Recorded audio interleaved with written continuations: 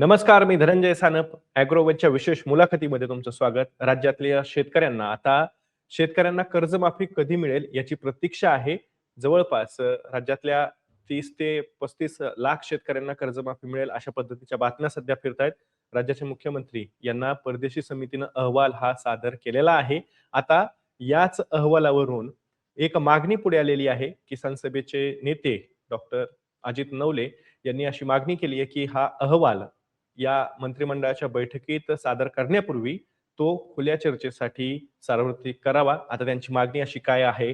त्यासोबतच या कर्जमाफीला काय अटी-शर्ती घातल्या जाऊ शकतात? त्यासाठी राजकारण काही सुरू झालेलं आहे का? या सगळ्या विषयावरती बोलण्यासाठी आज आपल्या सोबत आहेत किसान सभेचे नेते डॉक्टर अजित नवले सर.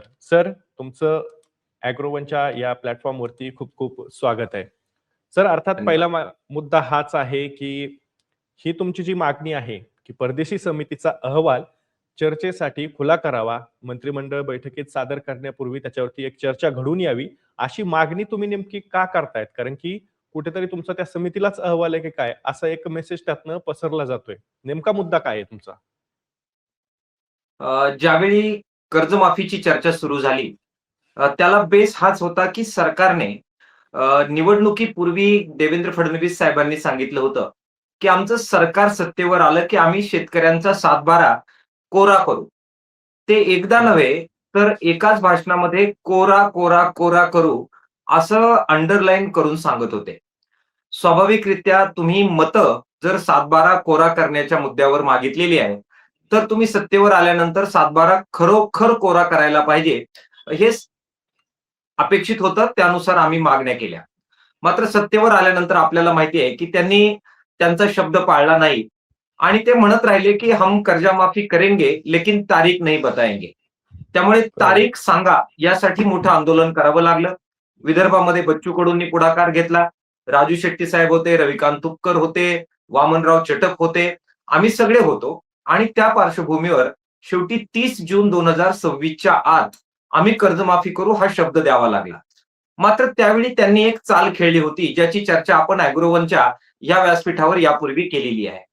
एकीकडे बरोबर. 30 जून 2026 ची अट मान्य करत असताना त्याच्या आदल्या दिवशी चर्चेच्या बरोबर पूर्वसंध्येला त्यांनी परदेशी समितीच्या अध्यादेशावर सही केली आणि तो जाहीर केला आणि सांगितलं, की आम्ही ही समिती नेमतोय. आमचा ह्या बरोबर. समितीला विरोध होता. आम्ही म्हणतोय, की हं. सातबारा तुम्ही कोरा करणार असाल, तर अटी-शर्तींचा मुद्दा येत नाही. ज्याचा बरोबर. सातबारा महाराष्ट्रामध्ये आहे आणि ज्या शेतकऱ्यांकडे तुम्ही सातबारा कोरा करण्याच्या निमित्तानं मतं मागितलेली आहेत, त्यांनी तुम्हाला मतं देवो अगर न देवो, सत्तेवर तुम्ही आलेला असल्यामुळे ते आश्वासन प्रत्येक शेतकऱ्याच्या बाबत पाळणं आणि सर्व शेतकऱ्यांचा सातबारा कोरा करणं आता तुमची जबाबदारी आहे. हा आमचा स्टँड होता. आजही आमचा तो स्टँड आहे. त्यामुळे या समितीचं औचित्यच नव्हतं. तरी सुद्धा हं. सरकार आहे, त्यांच्याकडे अधिकार आहे. त्यांनी ती बाब रेटली आणि गेले 5-6 महिने त्यांनी त्या समितीच्या अहवाल येण्याच्या निमित्तानं पुढे वाया घातलेले आहेत. आम्ही ते पाहिलेले आहेत. आता ते स्वतः सांगतायत, की हा समितीचा अहवाल तयार झालाय. तो त्यांनी बरोबर. मुख्यमंत्र्यांकडे सादर केलेला आहे आणि त्या हं. आधारावर आता कर्जमाफी होणार आहे. मात्र हं. बरोबर त्या कर्जमाफीच्या अगोदर वातावरण निर्मितीचा भाग म्हणून आणि हं. जनमानसाचा कानोसा घेण्याचा भाग म्हणून काही वर्तमानपत्रामध्ये त्यांनी बातम्या पब्लिश केलेल्या आहेत आणि त्याच्यामध्ये असं हं. सुतोवाच केलंय, की आता ह्या ज्या काही समितीनं शिफारसी केलेल्या आहेत, ह्या जर लागू केल्या, तर जनतेमध्ये मोठा असंतोष भडकेल. ज्या शिफारशी, ज्या अटी-शर्ती परदेशी समितीनं सांगितल्या, त्या जर लागू केल्या, तर पुन्हा हं. आंदोलनं होतील आणि म्हणून तो अहवाल आता बाजूला ठेवून द्यायचा आणि पहिल्या ज्या अटी-शर्ती होत्या मागच्या 2 कर्जमाफींच्या, त्याच्या आधारावरच कर्जमाफी करायची. बघा ही अत्यंत हं. भयानक गोष्ट आहे.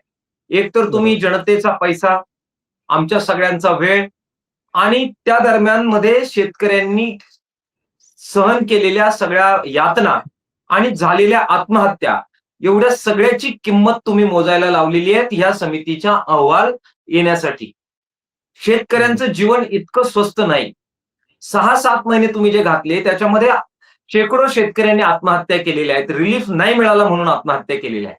आणि आज तुम्ही सांगतायत, की त्या समितीचा अहवाल आम्ही बाजूला ठेवतो, कारण तो आता आमच्या सोयीचा नाहीये आणि पहिल्या ज्या अटी शर्ती आहेत त्यानुसारच आम्ही कर्जमाफी करतो, तर मग मला वाटतंय की ही मोठी वाईट गोष्ट आहे. त्यामुळे आम्ही म्हणतोय की आता काय जो अहवाल होता तो आम्हाला कळू द्या. जनतेमध्ये त्याची अच्छा. चर्चा होऊ द्या आणि पहिल्या अटी शर्ती ज्या आहेत त्या आम्हाला मान्य नाहीये. कारण त्याच्यामध्ये अनेक शेतकरी वंचित राहत आहेत. त्यामुळे त्याच्यावर सुद्धा चर्चा करा. हा आमचा किसान सभेचा स्टँड आहे. आता 2018 किंवा 2019-20 ची जी काही कर्जमाफी होती, या दोन्ही कर्जमाफीपासून मोठ्या प्रमाणात शेतकरी हे वंचित अद्यापही आहेत. काही शेतकऱ्यांनी तर न्यायालयाच्या दारात जाऊन दाद सुद्धा मागितलेली होती. आता या सगळ्या प्रकरणावरती तुमचं तुमचं म्हणणं आहे, की आम्हाला त्या दोन्ही ज्या काही कर्जमाफ्या झाल्या त्याच्या अटी शर्तीच मान्य नाहीयेत. मग आता नेमकं काय पद्धतीनं तुमची मागणी आहे, की काय केलं पाहिजे म्हणजे शेतकऱ्यांना मोठ्या प्रमाणात रिलीफ मिळेल का? समितीच्या शिफारशीही नको आणि त्या ज्या 2 कर्जमाफ्या झालेल्या आहेत, त्याच्या सुद्धा अटी शर्ती ज्या काही आहेत त्याही नको. नेमकी तुमची मागणी काय आहे मग आता? मागच्या दोनही कर्जमाफ्यांचे आम्ही सर्वजण साक्षीदार राहिलेलो आहोत आणि त्याच्या बरोबर. अंमलबजावणीवर आणि त्या दृष्टिकोनातून होणाऱ्या समस्यांच्या बद्दल आपलं बारीक लक्ष होतं. केवळ अभ्यासक म्हणून नव्हे, तर प्रत्यक्ष आंदोलक म्हणून त्यातल्या अनेक अटी शर्ती बदलायला भाग पाडण्यासाठी सुद्धा आपण आंदोलनं केलेली, संघर्ष केलेले आणि अॅग्रोवनने सुद्धा त्याच्यामध्ये मोठा रोल प्ले केलेला आहे. मागच्या दोन्ही कर्जमाफ्या या शेतकरी हिताच्या व्हाव्या यासाठी. काय अडचणी होत्या आणि त्या एवढं सगळं करून सुद्धा शेतकरी वंचित काय राहिलेले आहेत.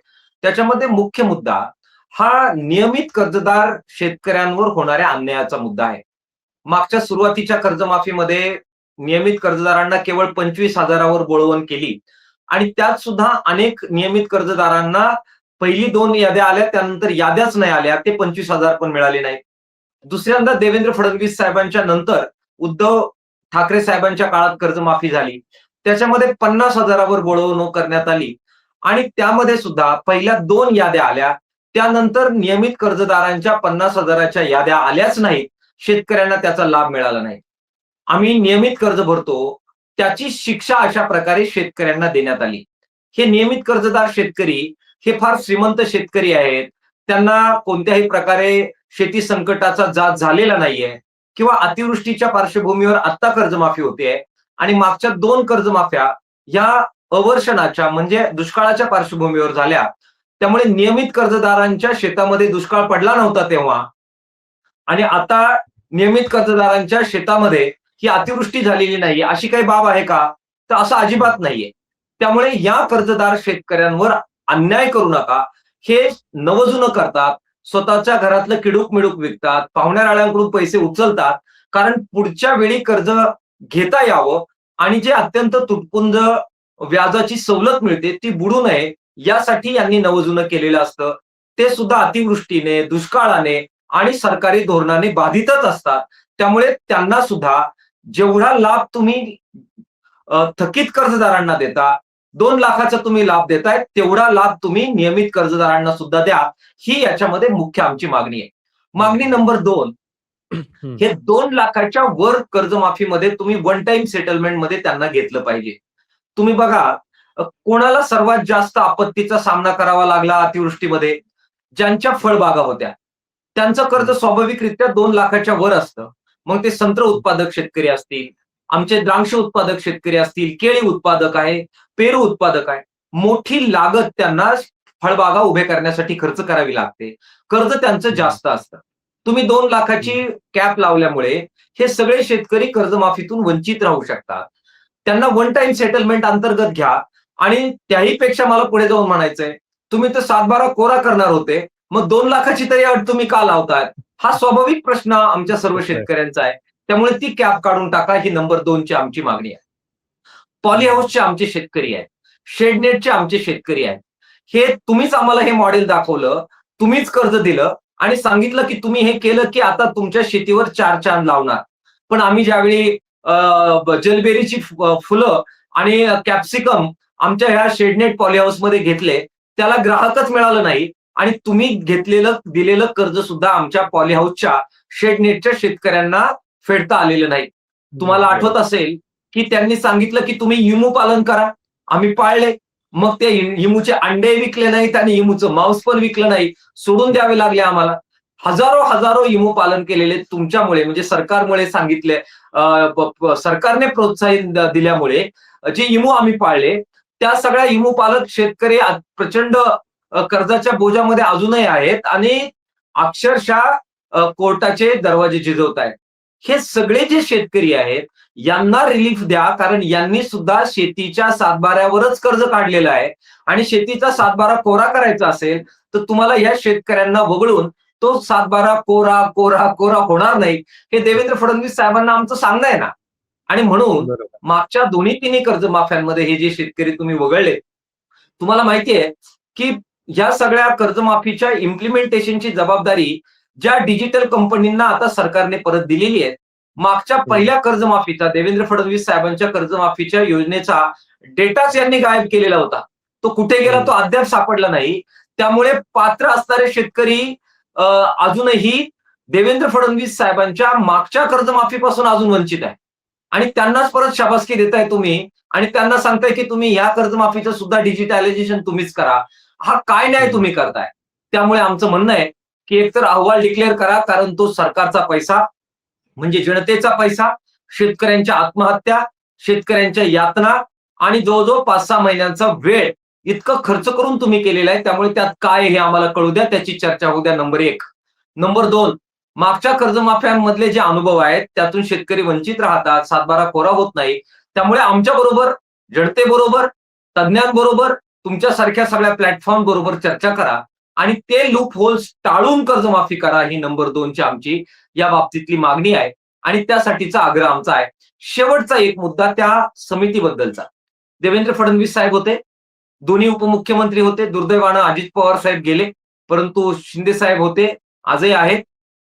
आणि आम्ही सगळे शेतकरी नेते होतो. राजू शेट्टी होते, बच्चू कडू साहेब होते, रविकांत तुपकर होते, वामनराव चटप होते आणि देशोन्नतीचे एक पत्रकार सुद्धा एक पारदर्शकता राहावी म्हणून आम्ही घेऊन गेलेलो होतो. ते सुद्धा बैठकीत होते.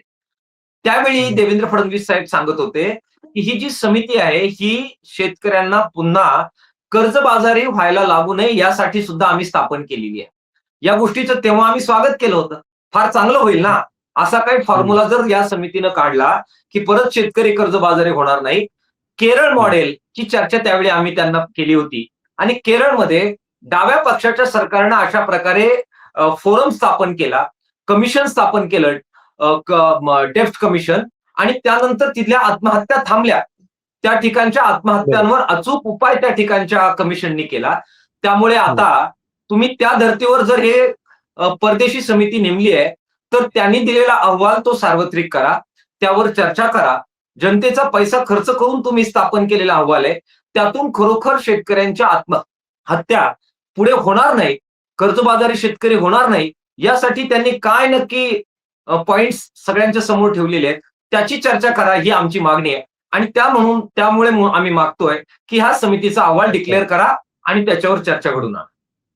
पण आता एक मुद्दा इथं असा सुद्धा उपस्थित होतो की तुमचा कुठेतरी या समितीच्या शिफारशींमध्ये काहीतरी फेरफार केला जाऊ शकतो का, असा एक संशय कुठेतरी तुमच्या बोलण्यातनं येतोय. म्हणजे तशा पद्धतीचे सूर तुमचे आहेत की आता मंत्रिमंडळाच्या बैठकीनंतर अर्थात कदाचित हा जो काही अहवाल आहे परदेशी समितीचा तो माध्यमांकडे येईल अशी एक शक्यता आहे, किंवा तशी आतापर्यंतची जर आपण एक पॅटर्न बघितला तर तसं असतं की मंत्रिमंडळ बैठकीत काहीतरी चर्चा झाल्यानंतर त्याचे जे काही कागदपत्र आहेत किंवा त्यातले जे काही पॉइंट्स आहेत ते कुठे ना कुठेतरी बाहेर येतात. पण आता मात्र तुमचा असा सूर आहे की या मंत्रिमंडळ बैठकीत ते सादर करण्यापूर्वीच तुम्ही तो सार्वत्रिक करायची मागणी करतायत. मग तुमचा सरकारवरती विश्वास नाहीये का? हे बघा, मंत्रिमंडळाच्या बैठकीमध्ये सादर होण्याला काही आमचा अजिबात विरोध नाहीये.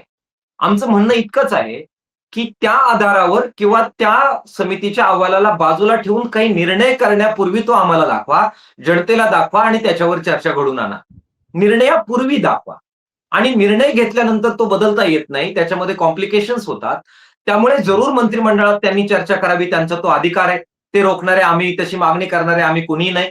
मंत्रिमंडळात मांडल्यानंतर का होईना पण प्रसार माध्यमांना, जनतेला, शेतकरी संघटनांना, नेत्यांना तो खुला करा, त्याच्यावर चर्चा घडू द्या आणि मग निर्णय घेण्यापूर्वी आमच्या सगळ्यांचं म्हणणं ऐकून घेऊन कमीत कमी चुका होतील कर्जमाफीच्या याच्यामध्ये.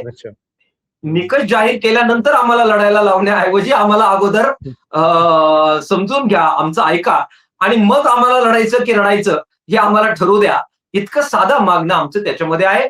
पारदर्शकता ठेवा, इतकी साधी मागणी त्याच्यामध्ये आमची आहे. दुसरा एक मुद्दा असा सुद्धा आहे, की आता माध्यमांमध्ये बातम्या यायला सुरुवात झाली आहे. जसं की तुम्ही काही माध्यमांचा उल्लेख केलात, की आता 35 लाख शेतकऱ्यांना कर्जमाफी मिळेल. त्यासाठी 17,000 किंवा 18,000 कोटी रुपयांचा भार राज्याच्या तिजोरीवरती पडेल. हे सगळं सुरू असताना दुसरीकडे एक चर्चा अशी सुद्धा आहे, की यासाठी आता ॲग्रीस्टॅक सारखा जो काही प्रकल्प आहे केंद्र सरकारचा, जो राज्याच्या मदतीने राबवला जातोय, त्याच्या अंतर्गत जे काही फार्मर आयडी दिलं जातंय, ते सुद्धा आता बंधनकारक किंवा अनिवार्य या कर्जमाफीसाठी केलं जाईल, अशा पद्धतीच्या हालचाली सुद्धा सुरू आहेत. कारण की आपण अतिवृष्टीचं जे काही अनुदान होतं, मदत होतं, ते वितरण करताना सुद्धा राज्य सरकारनं ही अट घातलेली होती. आता सुद्धा ते अनिवार्य केलं जाईल, अशा पद्धतीची एक चर्चा सुरू आहे. तर अशा अनेक ज्या काही अटी आहेत, शर्ती आहेत, ह्या घालण्यासाठी आता एक प्रकारे राजकारण केलं जातंय की काय? अशी सुद्धा एक शंका आहे. तुमची याबद्दलची प्रतिक्रिया काय आहे? ॲग्रीस्टॅक ह्या सगळ्या योजनेला जोडून या योजनेमध्ये पारदर्शकता यावी आणि चुकीचे लोकांना कर्जमाफीचा म्हणजेच जनतेचा पैसा अ, चुकीच्या ठिकाणी जाऊ नये याच्याबद्दल मला वाटतं कोणाचंही दुमत असणार नाही. जरूर पारदर्शकतेसाठी योग्य ते स्टेप्स घेतल्या पाहिजेत. परंतु त्याची पूर्वअट काय आहे? पूर्वअट ही आहे, की प्रत्येक शेतकरी ज्याच्या नावावर 7/12 आहे किंवा सरकारने त्याला जमीन कसायला दिलेली आहे, 7/12 त्याच्या नावावर नाही. असे वणद जमीनधारक शेतकरी, आकारी पट जमिनीवाले शेतकरी, बेनामी जमिनीवाले शेतकरी, जे सगळे शेतकरी आहे ज्यांना सरकारने कर्ज दिलेलं आहे, सरकारच्या बँकांमधून, सहकारी बँकांमधून त्यांनी कर्ज घेतलेलं आहे, त्या सगळ्यांचं ॲग्रीस्टॅक नोंदणी ही सरकारने अगोदर करून घेतली पाहिजे, युद्ध पातळीवरती केली पाहिजे आणि ॲग्रीस्टॅक नाही किंवा अपडेशन जे करायला पाहिजे ते अपडेशन नाही म्हणून शेतकऱ्यांना त्रास झाला, त्याला वणवण फिरावी लागली किंवा कर्जमाफीच्या याद्यांपासून वंचित राहावं लागलं आणि नंतर ह्या याद्या गायब झाल्या.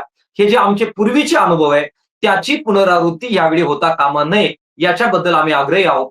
आमचे वनजमिनीचे शेतकऱ्यांसाठी लाँग मार्चमध्ये आम्ही मागणी घेतली, ती मान्य झाली आणि आता त्यांचे सुद्धा ॲग्रीस्टॅक काढण्याच्या बद्दलची प्रक्रिया याला केंद्र सरकारनं त्या लाँग मार्च नंतर मान्यता दिलेली आहे, ज्याचं आम्ही स्वागत करतो. पण त्यासाठी शेतकऱ्यांना प्रचंड संघर्ष करावा लागला, चालावं लागलं.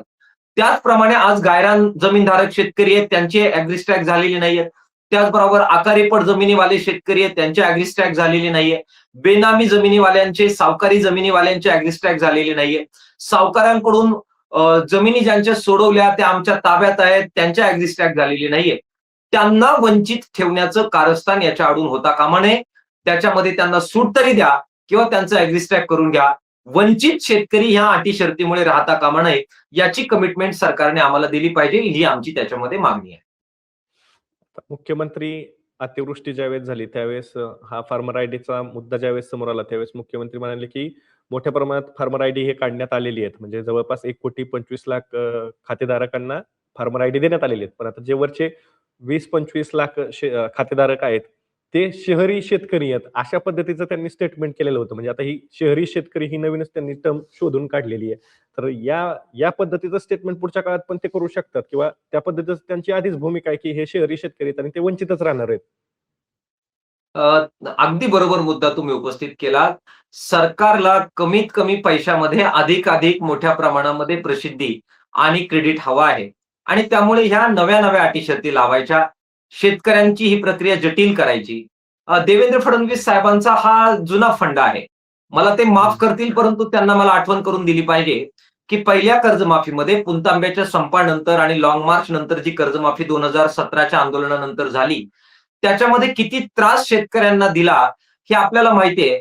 साहेब, सत्यनारायणाच्या पूजेला जोडीनं बसण्याची परंपरा जुन्या काळामध्ये होती. आता आम्हाला त्यांनी या कर्जमाफीचे अर्ज सुद्धा जोडीनं भरायला लावले. काय लॉजिक होतं? काही समजायचं नाही. परंतु त्या माऊलीला, त्या बापाला गावागावात वणवण करायला लावून सेतू केंद्रामध्ये यांनी रांगा 12-12, 1-1 वाजेपर्यंत लावायला लावल्या आणि जोडीनं सत्यनारायण घालायला लावले त्या कर्जमाफीचे त्या सेतू कार्यालयात डिजिटलायझेशनच्या निमित्ताने. आणि एवढं सगळं करून सुद्धा ज्या कंपनीनं हे सगळं केलं, त्यांनी जो काही गोंधळ घालायचा तो घातला. त्यांच्या डेटाच गायब करून टाकला आणि त्यामुळे शेतकरी वंचित राहिले. मला वाटतं आमचा कोणत्याही प्रकारच्या नव्या तंत्रज्ञानाला विरोध नाहीये, परंतु त्या तंत्रज्ञानाचा उपयोग शेतकऱ्यांना मदत करण्यासाठी करा. नवी जी कर्जमाफीची योजना आली त्याच्यामध्ये ह्या सगळ्या अडचणी टाळल्या गेल्या आणि देवेंद्र फडणवीस साहेबांनंतर उद्धव ठाकरे साहेबांच्या काळात जी कर्जमाफी झाली जयंत पाटील साहेब त्यावेळी मला आठवतंय की ते अर्थमंत्री होते आणि आमचा डायलॉग होता. त्यांनी ह्या सगळ्या गोष्टी बाजूला सारल्या आणि सरळ बँकांकडून कर्जमाफीच्या साठीचे याद्या मागवल्या आणि वन क्लिक नुसार कोणतंही डिजिटलायझेशन न करता त्यावेळची सुकर अशा प्रकारची कर्जमाफीचा अनुभव हा आम्ही दुसऱ्या कर्जमाफीमध्ये घेतलेला आहे. मला वाटतं त्या अनुभवाच्या आधारे काही चांगले बदल यावेळी देवेंद्र फडणवीस साहेबांनी करावेत आणि शेतकऱ्यांना द्यायचंच आहे तर मोकळ्या मनाने द्यावं, फार आढावेढा घेऊ नये, असं मला त्यांना आपल्या माध्यमातून सांगायचं. सांगा. आता सर हे सगळं बोलत असताना राज्य सरकारकडे अर्थात कर्जमाफीची जबाबदारी आहे. पुण्यश्लोक अहिल्यादेवी होळकर शेतकरी कर्जमाफीची घोषणा मुख्यमंत्र्यांनी केलेलीच आहे. सगळं आहे खरंच. या पुढच्या आपण या सगळ्या चर्चा करतोय तर यामध्ये अडथळे नको आहेत. निकष, अटी, शर्तींची पाचर त्याच्यात घालायला नकोय अशी तुमची मागणी आहे आणि त्याच निमित्ताने ही चर्चा करतोय. आता एक महत्वाचा मुद्दा असा सुद्धा आहे की आपण हे सगळं रेकॉर्ड करत असताना तुमचे शेतकरी कर्जमाफीच्यासाठी तुम्ही जे काही नागपूरला आंदोलन केलं विदर्भात आणि त्यानंतर तुम्ही जे मुंबईला गेलात ते आंदोलन ज्यांच्या नेतृत्वाखाली झालेलं होतं ते बच्चू कडू आता सत्तेचा भाग झालेली आहेत. त्यांनी शिंदे शिवसेनेत प्रवेश केलेला आहे. तर एकीकडे जे काही शेतकरी कर्जमाफीसाठीचं फायटिंग स्पिरिट हे शेतकरी नेत्यांसोबतच बच्चू कडूंमध्ये होतं ते आता कुठेतरी कमी झालंय असं तुम्हाला जाणवतंय का? कारण की आता ते तर सत्तेचा भाग झालेले आहेत. तर याबद्दलची तुमची प्रतिक्रिया नेमकी काय आहे?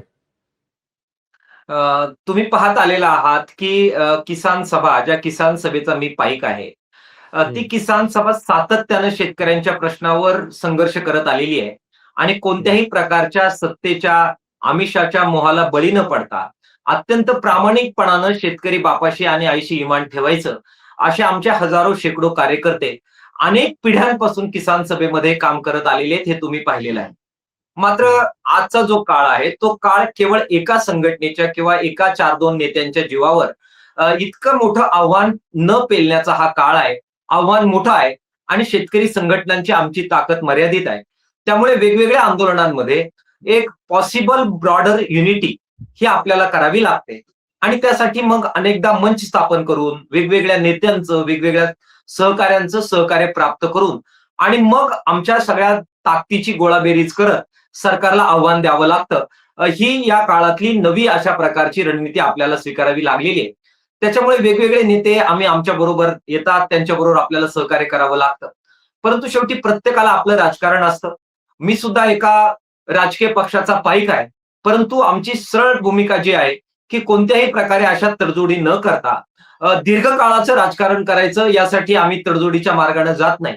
मात्र वेगवेगळे नेते त्यांच्या असणाऱ्या मर्यादा असतील, त्यांचे वेगवेगळे विचार असतील. त्यामुळे कधी सत्तेच्या विरोधात राहतात, कधी सत्तेबरोबर राहतात. नाही, मात्र नाही. याच्या माझा मुद्दा काय आहे सर, की या सगळ्यामध्ये तुमचा कुठेतरी वापर करून घेतला गेला, अशा पद्धतीची एक चर्चा सुद्धा आहे, की हे सगळं केलं. आता ते म्हणतायत, की आम्ही शेतकरी आणि वंचित, दिव्यांग यांच्या मुद्द्यासाठी मी आता धनुष्यबाण हातात घेतलाय, शिवधनुष्य हातात घेतलाय. आता या सगळ्यामध्ये कर्जमाफीचं जे आंदोलन चाललंय, त्याचं क्रेडिटही ते असं म्हणतात, की ती कर्जमाफीची जी काही मागणी आहे, ती मीच लावून धरलेली होती आणि त्याच्यामुळेच ती झालंय माझ्याच आंदोलनामुळे. मग याच्यात तुमचा प्रत्येक वेळेस काहीतरी एक चेंडू होतो आणि तुमचा वापर करून घेतला जातो. असं नाही का वाटत तुम्हाला? नाही, मी तेच आपल्याला एक्सप्लेन करत होतो, की हं. उलट अत्यंत गांभीर्यानं आम्ही काम करतोय किसान सभेवाले आणि जर फायदा करून घेतच असेल कोणी, तर वेगवेगळ्या राजकीय वेगवेगळ्या शेतकरी नेत्यांचा चळवळीसाठी फायदा करून घेण्याचा आमचा उद्देश आहे. कारण शेतकरी चळवळ ही शाश्वत आहे आणि आमचा दृष्टिकोन शाश्वत आहे आणि त्यामुळे आम्ही राजमार्गाने चाललेलो आहोत. काही लोकं येतील, आम्हाला आमच्या चळवळीला ताकद देतील, त्या निमित्ताने शेतकरी चळवळ 2 पावलं पुढे जातील, सोडून जातील. आम्ही दुसरं कोणाला तरी परत जवळ करू. कारण एकट्याच्या हिमतीवर आम्हाला तेवढी ताकद आज आमची नाही. हे सुद्धा नम्रपणाने मान्य केलं पाहिजे आणि त्यामुळे इतरांची मदत आम्हाला घ्यावी लागणार आहे. परंतु आमचा राजमार्ग जो आहे, किसान सभेचा राजमार्ग जो आहे, तो राजमार्ग आम्ही चालत राहणार आहोत. आमचा उपयोग कोणाला होईल नाही होईल मला माहित नाही. परंतु जे शेतकऱ्याला मदत करू इच्छिल, राजकारणाच्या पलीकडे जात त्यांचा वापर आम्ही शेतकरी चळवळीसाठी करून घेत राहील. राहिला प्रश्न क्रेडिटचा, ते कुणीही घ्यावं. आमचं त्याच्यामध्ये बिलकुल दुमत नाही. आम्हाला आमच्या संघटनेला तुमच्यासारख्या माध्यमांना कुणीही क्रेडिट नाही दिलं तरी चालेल. आपण शेतकऱ्यांशी काम करत राहू. शेतकऱ्यांना माहित आहे कोण कोणासाठी काम करतंय. त्यांचं प्रेम मिळालं फार झालं. आपण काम करत राहू. आता सुद्धा अटी शर्तींची लढाई मोठी राहणार आहे. अहवाल आल्यानंतरची लढाई मोठी राहणार आहे. आणि त्यावेळी परत गोळाबेरीज करावी लागेल, लोकांना जमवावं लागेल, एकट्याच्या जीवावर होणार नाही, सहकार्य घ्यावं लागेल. परंतु नेटानं कोण काम करतंय याचा विचार जनता करेल. आणि मला जनतेला एवढंच सांगायचं आहे, की आम्हाला आमदार, खासदार, मंत्री व्हायचं नाहीये. आम्हाला ते करूही नका. परंतु शेतकऱ्यांच्यासाठी ज्यावेळी एकजूट करावी लागेल, त्यावेळी मात्र भरभरून साथ देऊन लढणाऱ्या माणसांच्या, लढणाऱ्या माध्यमांच्या, लढणाऱ्या विचारवंतांच्या, लढणाऱ्या कार्यकर्त्यांच्या मागे उभं राहा. लढाई यशस्वी करण्यासाठी साथ द्या. एवढं तर आव्हान आणि अपेक्षा मी आपल्या सगळ्यांकडून आणि जनतेकडून ठेवतोय. ते नक्की पूर्ण होईल. कर्जमाफीचा आता जो काही अहवाल आहे, तुम्हाला असं वाटतंय का, की हे 30 जून 2026 ची जी काही डेडलाईन आहे, त्याच्यापूर्वी हे कर्जमाफीची प्रक्रिया अंमलात येईल आणि शेतकऱ्यांना दिलासा दिला जाईल? आणि जर नाही झालं तसं, तर समजा नाहीच झालं काही कारणास्तव किंवा राज्य सरकारनं परत काहीतरी डावपेच करायला सुरुवात केली, तर मात्र मग तुमची भूमिका काय असेल?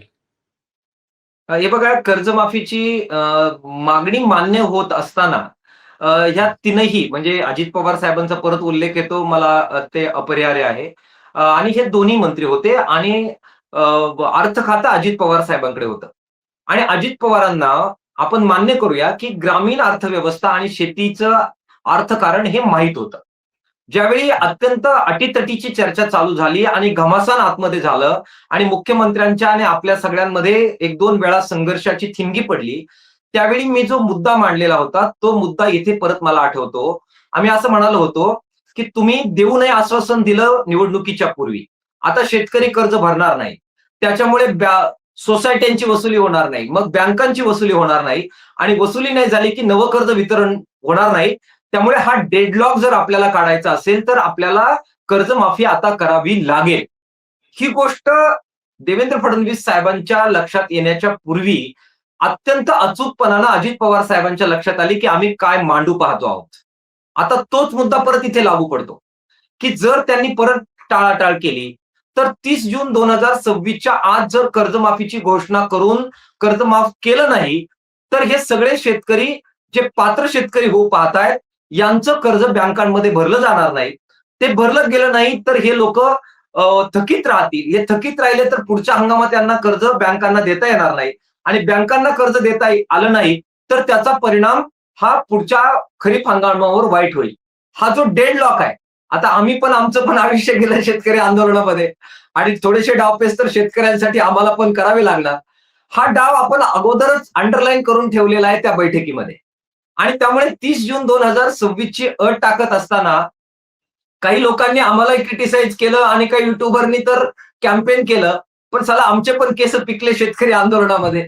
त्यामुळे आम्हाला हा डेडलॉक परफेक्ट माहित आहे, की काय होणार आहे. त्यामुळे देवेंद्र फडणवीस साहेबांची आता सुट्टी नाहीये, सरकारची सुट्टी नाहीये. 30 जून 2026च्या आत त्यांना हे करावंच लागेल. नाही केलं, तर जो डेडलॉक ग्रामीण अर्थव्यवस्थेमध्ये तयार होईल, त्याच्यामुळे ग्रामीण अर्थव्यवस्था आणि बँका डेडली संकटात सापडतील आणि ते सरकारला परवडणार नाही. कारण त्याचा सरळ परिणाम हा राज्याच्या अर्थव्यवस्थेवर आणि खरीप हंगामावर होणार आहे. त्यामुळे त्याच्यातून त्यांना सुट्टी नाहीये. त्यांना वाकडी का होईना, अटी शर्तींची का होईना कर्जमाफी 30 जून 2026च्या आत करावी लागणार आहे. तो आपला बरोबर डेडलॉक बसलेला आहे. प्रश्न आहे अटी शर्तींशिवाय करा, जास्तीत जास्त शेतकऱ्यांना करा आणि 7/12 कोरा करा. यासाठी दबाव गट म्हणून काम करण्याची जबाबदारी तुमची आमची आहे. ती आम्ही पार पाडण्यासाठी जीवाचं रान आपल्याला करावं लागेल, ते आपण करू. सर, तुम्ही वेळ दिलात. तुमचा खरं तर मुद्दा तुम्ही आता सगळी ही कर्जमाफीची चर्चा सुरू आहे, त्यावेळेस वेगवेगळ्या पद्धतीची चर्चा पण अशी सुरू आहे, की एकूणच राज्य सरकार अटी शर्ती लावून कमीत कमी शेतकऱ्यांना या कर्जमाफीसाठी पात्र कसं करेल यासाठी काही आखणी करताय अशी ही चर्चा सुरू आहे. तुम्ही तुमचे जो काही मुद्दे आहेत, तुमच्या ज्या मागण्या आहेत, त्या तुम्ही सविस्तर पद्धतीने इथं आमच्यासोबत मांडल्या. त्यासोबतच शेतकरी कर्जमाफीसाठी पुढच्या काळातही तुम्ही ठामपणे भूमिका घेऊन त्या बाजूनं लढत राहाल, अशा पद्धतीची ग्वाही तुम्ही इथं दिली आहे. तुमचं एकूणच जे काही या लढ्याबद्दलचं मत होतं तेही तुम्ही सांगितलंत. काय घडलेलं होतं तेही सांगितलंत. आपण पुढे पुन्हा भेटतच राहणार आहोत. पण तुर्तास तरी इथं आपल्याला थांबायचंय. तुम्ही वेळ दिलात त्याबद्दल खूप खूप धन्यवाद. खूप खूप धन्यवाद. Thank you very much.